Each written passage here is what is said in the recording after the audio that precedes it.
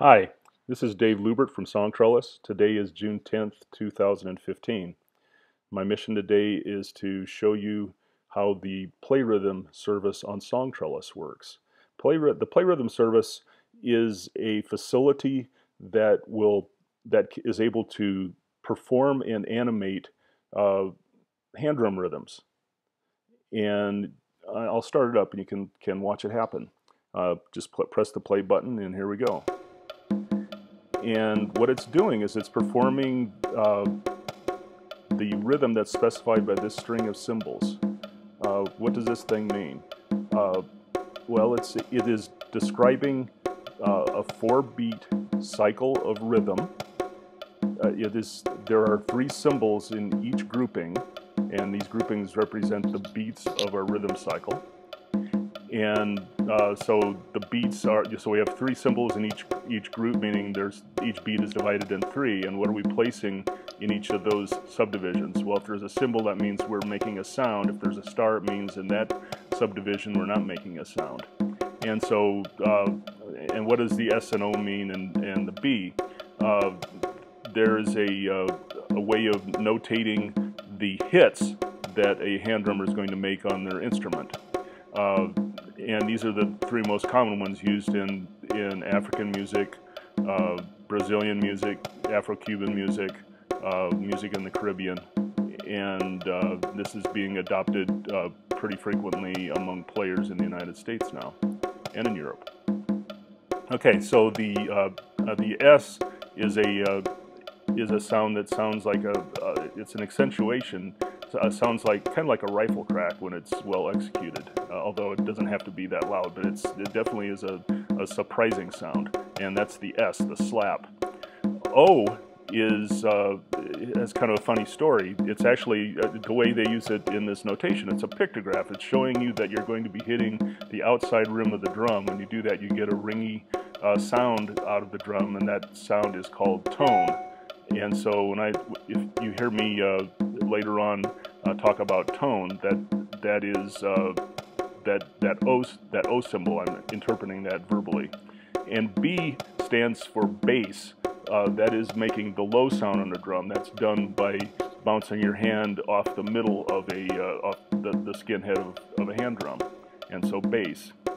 So looking at this rhythm, I'll read along as it's playing as soon as it comes around to the beginning of the cycle. Stop tone, bass, bass, tone, bass, tone, stop tone, bass, bass, tone, bass, tone, stop tone, bass, bass, tone, bass, tone, stop tone, bass, bass, tone, bass, tone, stop tone, bass, bass, tone, bass, tone, stop tone, bass, bass, tone, bass, tone. There we go. So that I now, so it's helpful. When you're learning to play, it's first useful to learn the rhythm as a phrase that can be spoken. Your brain is very well adapted to doing things in certain rhythms when you speak. It's totally changing all the time, but there is a pattern to it that makes sense to your brain. And so when somebody, when a phrase of this sort is played, you can turn it into an utterance that becomes like a word after a while. And once you have it in mind and can reproduce it as a phrase, then you can start trying to do that with your hands on your instrument. So that's the idea on this. Well, this tempo that we're using right now is pretty much a performance tempo, and what that means is it's almost too fast to grasp what's going on in the rhythm. And to hold all of its parts in mind and see how they interrelate to one another. So the thing that can be done is, well, you play it at the normal tempo, but when you're learning it, you want to play it slower. So let's play this at roughly half speed. It's 96. We'll ask for this to be played at 50 beats a minute. And as soon as I touch outside of this box, this rhythm is going to downshift, and we'll play much slower.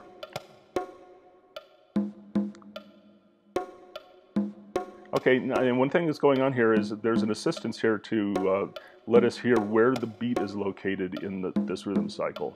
That helps in your placement of the hits of the rhythm cycle. And so the beats are, what you're hearing is a woodblock sound that's marking the beat. 2, 3, 4. 1, 2, 3, 4. Okay, that's where the beat is. I'm going to turn off the click track now, and then that beat will not be marked any longer. This will be heard just as the drummer would play it. Tone, bass, tone, slap tone, bass, bass. Tone, bass, tone, slap tone, bass, bass. Tone, bass, tone, slap tone, bass, bass. Tone, bass, tone, slap tone, bass, bass. Tone, bass, tone, slap tone, bass, bass. Tone, bass, tone, slap tone, bass, bass. Tone, bass, tone, slap tone, bass, bass. Okay. I'm going to pause it. One thing I want to show is that this rhythm can be easily transmitted to other people by going at the very bottom of a play rhythm page. There's always a URL encoding of the rhythm. So if I select that and then do an edit copy, then I can save a copy. You know, when this no longer exists, I could, you know, when I take that web page down, well, our rhythm has disappeared. If there's something you want to save, you could open up a text edit box, a text edit field, or window, and paste the URL in there and save it. You could also copy the URL and mail it to somebody if you wanted to share it with somebody else who might be interested in hearing this particular thing that you're working with, you know, especially if you're collaborating with somebody. Say, hey, we're going to both be playing this rhythm, so learn this, and you'd pass them the URL. They would listen to the music and the animation on Play Rhythm on SongTrellis, and then they would be able to learn independently. You do not have to practice at the same time, and when you do come together, you'll both be prepared for the situation. So that's the idea behind it. Okay, well, so this is good for single rhythm. Well, you know, hey, what do you do when there are multiple parts within the same rhythm? That can be done very easily also. If you see here in the URL, look here at the bottom where it's blue highlighted, it says rhythm equals, and then there's that rhythm string that says, you know, that was used to request this rhythm. If you put multiple of those separated by commas, everything between commas is the rhythm for a new part. So I'm going to show you a three-part rhythm that's using the same facility. And this is the notation, and as soon as I started the animation for a rhythm called Lamban, my teacher Zarina Wolf was teaching this in our group class a week ago, and I wanted to study it in more detail, so I put it up here as a SongTrellis play rhythm page. Okay, let's if we look here, we have 3 different fields showing 3 different funny strings. In this case, instead of using slap, tone, and bass, we're using a set of syllables that Zarina's teacher, Babu Olatunji, would use to teach rhythm. Instead of showing you where you're putting your hand on the drum, these things are emulating the sound of the hits that you'd be making on the drum. So little g and little d are equivalents of a right hit on the edge of the drum, a right tone and a left tone. A PT are slaps that are done with the strong hand and the weak hand. And if I had capital G and capital D, those would be bass hits done on the strong hand and the weak hand. So gundun would be capital G, capital D. The alphabet used in this rhythm is just Godo and Pata, GD and PT. Let's play this. And actually, since I've already played this, I'll just resume this. And you know, so well, how do you practice this thing? Well, one of the key things when you're studying a rhythm that's that has multiple parts, you need to hear how they fit together. Well, so you need to know your part, but you also need to have some conception of how the rhythm sounds with all the other parts going to be playing at the same time. Well, so let's focus down on the very first line that's playing, and what I'm going to do is I'm going to mute the second and third lines. I just say, hey, don't sound that part.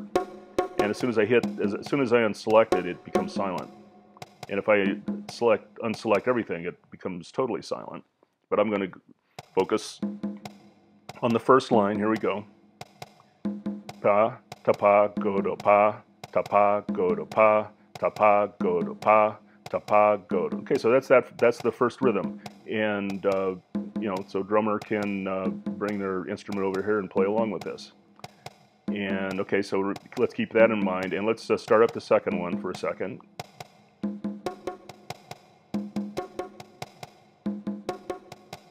And we're going to shut down the first one.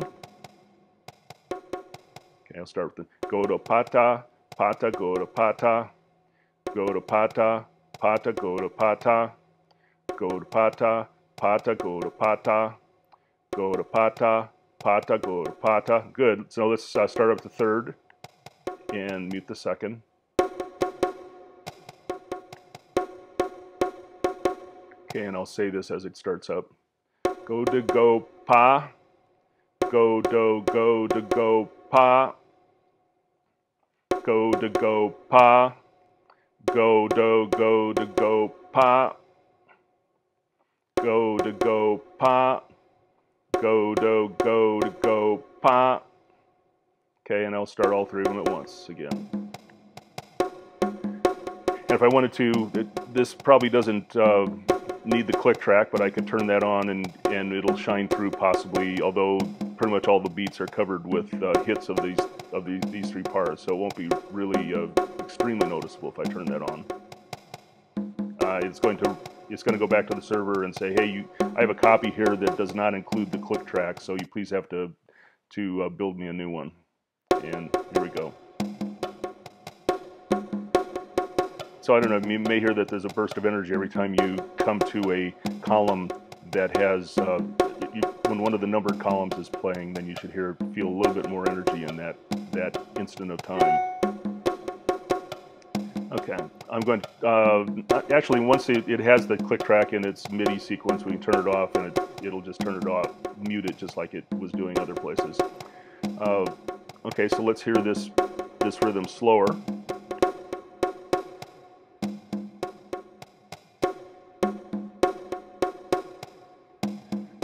Okay, I'm going to tell it to go to 80 beats a minute. I'm going to slowly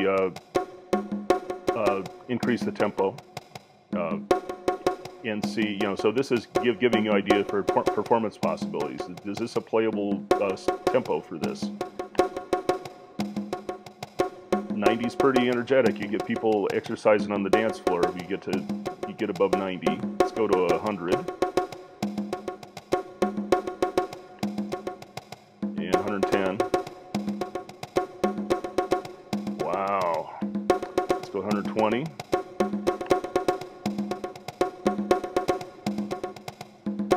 And we start getting above 120 for this particular rhythm. It's going to sound extremely busy and very, very fast. And the band who plays it above this rhythm above 120 has to be extremely well rehearsed and extremely accurate.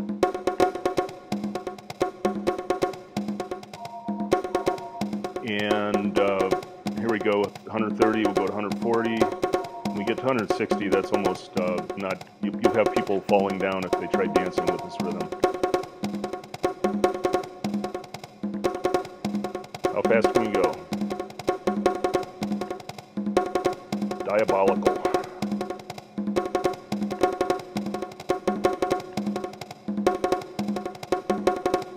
Yeah, I don't want to do 780. That would be, it'll work, but it'll be ridiculous.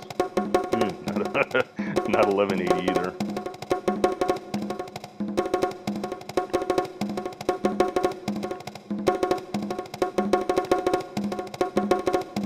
Okay, now this is just a blur of rhythm. This is, we pretty much obscured this thing as a musical object by playing it this fast. But it shows you what's possible.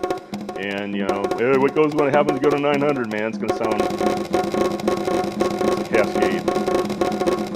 Let's go to 100. And let's go back to 60.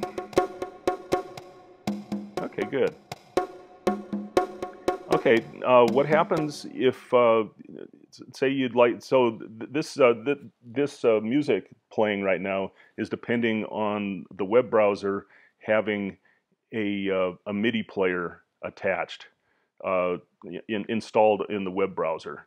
The one that I'm using right now is the Jazz MIDI plugin, which is available at jazzsoft.net, and it's really good. I get very good results from this, and I have not tried it with Linux, but I believe, you know, if it is as good a version as it is as happening on the Mac, it should be plenty fine for pretty much universal use. It's a very small piece of software on the order of about 100, I don't know, 250K. So it comes down in a few seconds. You just have to do the download, do the install process, and then in your individual browser, you may have to go to your add-ons or plugins and tell that to enable the Jazz plugin. If you look here, there's also a selector for the QuickTime plugin. Fortunately, Apple has been deprecating MIDI playing in QuickTime, and in Mavericks and in Yosemite, they have removed the versions of the QuickTime player that will play don't have MIDI support. So you can this was actually developed using QuickTime, the plugin for 7.6.6, and now in the last two versions of the OS, they've pretty much nuked the capability. So I can't in good conscience recommend that you go out and do that. You have to find, if you have an old enough Mac, you can start up 7.6.6 and you'll be in business. And you know, it's a really, you know, extremely solid implementation. Unfortunately, Apple's decided that, hey, we're not supporting this. So I recommend the Jazz plugin. Hi, there's two more things I want to demonstrate before I end this. First, let's resume our rhythm. So it could be a little bit daunting to have to look at, if you're studying one rhythm, to look at all three at the same time. So for the interest of focus, you can say, instead of showing me all of the music, just play the one part and show it as one set of box notation, you know, eliminating the other two from the display.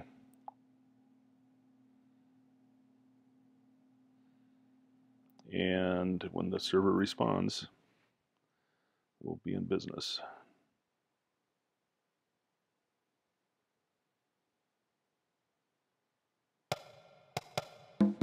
Okay, so now we're seeing the top part of the rhythm, the one that we press the play solo part for, and we can study this by itself as a single rhythm, just like we were doing when I introduced a rhythm, you know, a single line rhythm at the very beginning of this video. Okay, so let's go, and you know, the original multi-part rhythm is in the history. It's encoded as the URL that was displayed there. So if we just go back in our browser, we'll reclaim that, and we'll have to stop it and play it, and it's back to the races. Okay, I'm going to pause one more time. Now, if you want to, you know, we can download the MIDI format for this piece, and that would be useful if you were bringing it into some kind of sequencing program, or if you were actually be brilliant if you're going to bring it into Apple's GarageBand or any of those other more advanced editors that are available on modern computers. But if you want to play it, you know, burn it to a CD or copy it to a media player like an iPod or an iPad or anything similar to that, or play it on your phone, most of those devices require music to be encoded in MP3 format, and this button will do that for you. So all it's necessary is to press the button. It may take a tiny, more than a little bit to generate that MP3. MP3s are anywhere from 50 to 1,000 times larger than a MIDI sequence. So, the MIDI sequences can be generated in sometimes as little as hundreds of seconds, and an MP3 could take a second or two or three to produce. And then it also depends on the amount of loading that is on the server at the instant that you ask for it. I'll press the button, we'll watch it happen. Well, actually, we'll have to wait a tiny bit. What's going to happen is it will start when the download is complete. It'll show that it is being loaded into the downloads on this Macintosh. When the download is complete, the thing will launch into iTunes, and we can manipulate it there. Okay, there we go. There's the hop saying that the thing has come into iTunes, or come into downloads, and here it's being performed by the iTunes player. And it's the most recently added track, this one. The version that would have been generated would have been about 7 seconds long. I actually manipulated the URL for the MIDI file to tell it to repeat in whatever is being generated to generate a MIDI file that was 6 times, repeating the rhythm 6 times. So then when it came to generate the MP3, it generated that also 6 times larger, just in one-to-one correspondence with what was in the MIDI file. But anyway, this thing is going on for about 40 seconds. And I've got it set up right now to be looping the track, so if I was studying this, I would be listening to the ensemble over and over and over, so I could practice as long as I want to. So I'll come back to my Safari window and get rid of the and there we're back to our page, and we can play again. Okay, so that's enough for this video. This has been mostly about using the Play Rhythm service as a way to study a performance. And the next one I will do will be about how to, I'll do one that shows how to enter music from a source, from a hand drumming source, and turn that into a Play Rhythm page.